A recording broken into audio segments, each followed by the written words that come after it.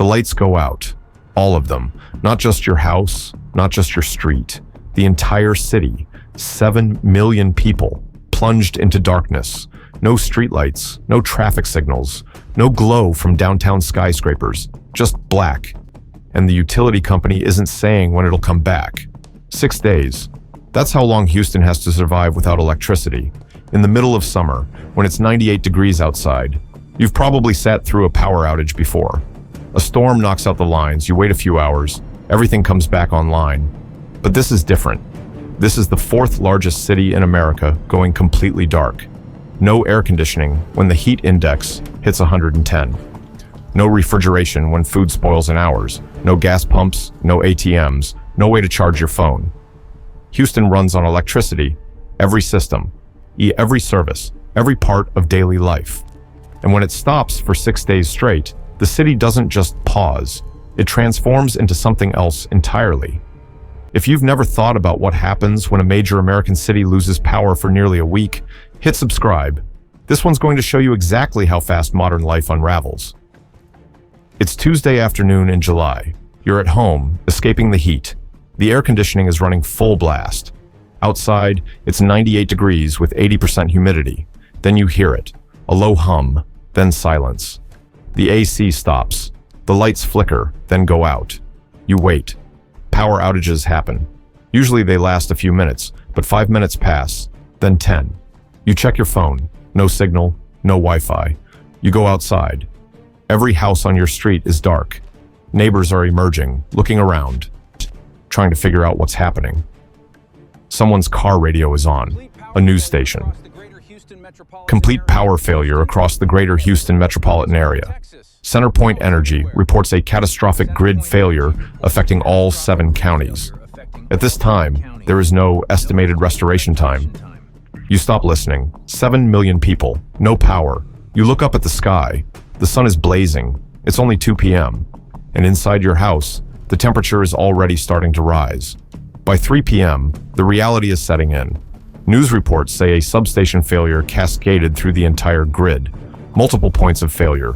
A perfect storm of technical problems happening simultaneously. The utility company issues a statement. Power restoration could take up to 6 days. 6 days in Houston in July. No air conditioning when it's nearly 100 degrees. No refrigeration. Food will spoil within hours. No gas pumps. Can't refuel even if you wanted to leave. No ATMs. No cash. No cell service. Towers run on batteries that last maybe a day. You go back inside. It's already warmer. 80 degrees, climbing. You check your fridge. Milk, eggs, meat. All of it will be gone by tomorrow. You start making decisions. What do you eat first? What can you save? And the bigger question, where do you go? You check your gas tank, 3/4 full. Enough to leave Houston if you go now, but go where? By evening, the heat inside is unbearable, 86 degrees. The sun sets, but Houston's summer nights stay in the high 80s. You drag a mattress outside, sleep in the backyard. At least there's air movement, and you hope tomorrow brings answers. Or it doesn't. Here's what 6 days without power really means. Water systems start failing within 24 hours. Houston's water supply depends on electric pumps. When power goes out, pressure drops. Boil water notices go out. But how do you boil water without electricity? By Wednesday, grocery stores are in crisis. Refrigerated sections dead, meat spoiling, dairy spoiling. Stores with backup generators are running them, but fuel is limited. They can't keep everything cold, not for 6 days. Shelves are being cleared, people buying whatever doesn't need refrigeration. Canned goods, crackers, water bottles. Lines stretch out the door. Cash only. Credit card machines don't work. Hospitals are running on generators. But generators need fuel, and fuel trucks can't pump gas. Medical staff are working in sweltering conditions. My operating room's barely air-conditioned. Hallways in the high 80s. Patients are suffering. Elderly residents. Those with respiratory conditions. Anyone whose health depends on climate control. Traffic lights are dead. Intersections chaotic. Accidents increasing. And police can't respond to everything. Their resources are stretched across 7 million people with no infrastructure. You're on day 2. Wednesday. Your house is 92 degrees inside. You've stopped trying to stay inside. It's uninhabitable. You spend the day under a tree, drinking warm water, eating crackers and canned tuna, and watching your neighborhood transform. Think about what a city is without electricity. Sewage systems are failing. Pumps that move waste require power. When they stop, sewage backs up. In some areas, raw sewage is surfacing. And streets flooding with wastewater. The smell is overwhelming. The health risk severe. Hospitals report increasing heat-related illness, heat exhaustion, heat stroke, dehydration. Elderly people are most vulnerable. In 90-degree houses with no escape, their bodies are shutting down. Some are leaving, packing cars, driving north toward Dallas, west toward San Antonio, anywhere with power. But highways are clogged. Gas stations along the way are just as powerless. Cars are running out of fuel on roadsides. Families stranded in 100-degree heat. Fire departments are overwhelmed, not just with fires, with medical calls, people passing out from heat. Elderly residents found unresponsive. Response times are slow, streets jammed, equipment overheating, crews exhausted. By Thursday, day 3, the city is running on fumes. Generators at critical facilities are running low on fuel. Hospitals, fire stations, emergency command centers. Diesel shipments are coming in, but not fast enough. Some facilities are making contingency plans. What happens if the generator runs out? You're at a community cooling center, a school gym with a generator, industrial fans, water. Hundreds of people are here, families, elderly couples, anyone who couldn't take the heat anymore. It's crowded, hot despite the fans, but better than home. You sit on the floor and wonder how much longer this can go on. 3 days down, 3 more to go. By Friday, day 4, Houston has crossed a threshold. The heat isn't just uncomfortable anymore, it's dangerous. Daytime temperatures hitting 102, heat index pushing 115, and there's no escape. People are sleeping outside, in yards, in parks, on sidewalks downtown. Some neighborhoods have organized block parties that turn into survival camps, neighbors sharing resources, grills cooking whatever hasn't spoiled. Others are isolated. Elderly residents alone in homes that have become ovens. Medical facilities are reporting critical situations. Heat-related cases have overwhelmed capacity. ERs have lines out the door. Triage tents in parking lots. Staff are breaking down too, working 24-hour shifts in brutal heat, some collapsing themselves. The morgues are filling, not catastrophically, but steadily, quietly. People whose bodies couldn't take 4 days of relentless heat. Water is becoming scarce. Bottled water sold out days ago. People are filling containers from garden hoses. You're drinking water that might not be safe because it's the only water available. Fire hydrants in some neighborhoods have been opened, illegally, but no one's stopping it. Gas stations are ghost towns. The few with generators have lines stretching for blocks. 2-hour waits. Fights breaking out. Prices skyrocket. $10 a gallon. People pay because they have no choice. You're back home Friday night. The cooling center closed. Generator ran out of fuel. Your house is 95 degrees. You lie on the floor. The tile is slightly cooler than the air. You're soaked in sweat, dizzy, nauseous. You drink warm water. Try to stay hydrated. And you count the hours. 48 more. 2 more days. If the estimate was right, if the power actually comes back Sunday, by Saturday, day 5, the city's systems are in freefall. Show communication is nearly impossible. Cell towers dead. Landlines dead. Information only comes from battery-powered radios running out of juice. Emergency services are operating blind. No coordination. Units responding based on what they see, what people flag them down for. Ambulances are making agonizing decisions, who gets transport and who doesn't. Police have shifted to presence patrols, driving through neighborhoods, but they can't respond to everything. Reports of break-ins are increasing. Not violent crime, survival crime. People looking for food, water, supplies. Stores are closed, boarded up, nothing left to sell. Refineries and chemical plants are in emergency shutdown. Without power, cooling systems have failed. Some facilities are venting gases, flaring off excess. People with asthma are struggling even more. And then there's the psychological collapse. 5 days of heat, 5 nights of no sleep, 5 days of uncertainty, fear, exhaustion. Arguments turning into altercations. Neighbors who were cooperating now competing for dwindling resources. The city feels lawless. Not because laws don't exist, but because there's no capacity to enforce them. You spend Saturday in the shade, haven't eaten much in 2 days.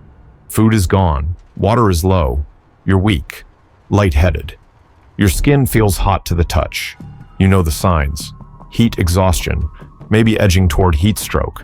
But there's nothing you can do. Nowhere to go. No way to cool down. You just wait. And hope the power comes back tomorrow like they said. Think about who's suffering most. The elderly living on Social Security. No car, no family nearby. Trapped in houses that have become death traps. Was single parents working multiple jobs, no savings to evacuate. Now managing kids in unbearable heat. Trying to keep them hydrated, calm, safe. People with chronic illnesses, diabetes, heart conditions, medications that require refrigeration have spoiled. Dialysis patients who need regular treatment can't get it. People with disabilities. Someone who's deaf relies on text communication. No power means no way to call for help. Someone with limited mobility can't just drive to a cooling center. Homeless populations are completely exposed. No public facilities open, no water fountains working, no shade structures available. And across the city, people are just enduring, not thriving, not surviving comfortably, just enduring, hour by hour, sip of water by sip of water, waiting for Sunday, waiting for the lights to come back on. Now, if they come back on, the financial toll is incalculable.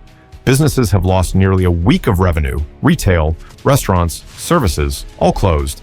Perishable inventory is a total loss. Millions of dollars of spoiled product. Manufacturing has ground to a halt. Houston's industrial sector, petrochemicals, energy, shipping, all offline. Refineries have lost production that can't be recovered. Contracts breached, penalties accruing. The port of Houston is paralyzed. Container ships anchored offshore. Supply chains disrupted nationwide. Workers have lost a week of wages. Millions with no income. Bills still due. Rent still due. Small businesses operating on thin margins. Many will close permanently. And the city's reputation takes a hit. Houston markets itself as reliable. Infrastructure strong. 6 days without power changes that narrative. By Saturday evening, economists estimate the cost has passed $20 billion, and it's still climbing. On Sunday morning, day 6, the power comes back. Not everywhere at once, not smoothly, but section by section, the grid restores. Lights flicker on. AC units hum to life. Refrigerators restart. People stand in their homes feeling the cool air. They don't move, they just stand there. Cool air, electricity, normal. Some cry, some laugh, some collapse from exhaustion and relief. Outside, the city begins to wake up. Traffic lights working, gas pumps running, stores slowly reopening. But the streets are littered with debris, the aftermath of 6 days without services. And the people, the ones who stayed, who survived, they look different, exhausted, worn, changed. This didn't have to be this bad. Power grids can be hardened. Redundant systems, backup infrastructure, design that prevents cascading failures. Houston's grid is old. Parts date back decades. It hasn't been modernized for a growing city in an era of extreme weather. Other cities have invested in resilience, microgrids that operate independently, distributed energy storage, solar plus battery systems that provide backup. Cooling centers could be better equipped, not just a few generators, but permanent infrastructure. Designated facilities that automatically activate when the grid goes down. Communication systems need redundancy, not just cell towers that die when power goes out. Satellite systems, emergency broadcast networks, and the city needs to be honest about vulnerability. Houston sits in a hurricane zone, in floodplains, with aging infrastructure and extreme weather becoming more frequent. The risk of prolonged power outages isn't hypothetical, it's real. Other cities learned this. New Orleans after Katrina, New York after Sandy. They invested, they prepared. Houston will have to do the same, because this won't be the last time. And the question is whether the city will be ready. By Monday, most of Houston has power again. The AC is running, the lights are on, life is returning to normal. People are cleaning out fridges, throwing away spoiled food, assessing damage, filing insurance claims. But something has changed. They don't trust the grid anymore. Don't believe in the permanence of electricity. They've seen what happens when it goes away, lived through it, felt it. You keep flashlights charged now, stock extra water, have a plan for where to go if it happens again. You check the weather differently. Watch for storms with new anxiety, because you know now. 6 days is a long time, long enough to realize how much of your life depends on electricity, how thin the margin is between comfort and crisis. how fast a city can go from normal to unlivable. The power is on today, but it wasn't yesterday, and it might not be tomorrow. And once you know that, really know it, you can't forget. The city is lit again. Streetlights glow. Downtown towers shine. Traffic signals blink their familiar rhythm. Houston is back, but the people who lived through 6 days in the dark carry something with them now. A memory of heat, of silence, of realizing that everything they depend on can disappear in an instant. The power works today. But for how long? If this changed how you see the systems that run your life, drop a comment. Say, what would you do if your city went dark for 6 days? And if you want more stories about the infrastructure we never think about until it fails, subscribe, because the next blackout is always just one failure away.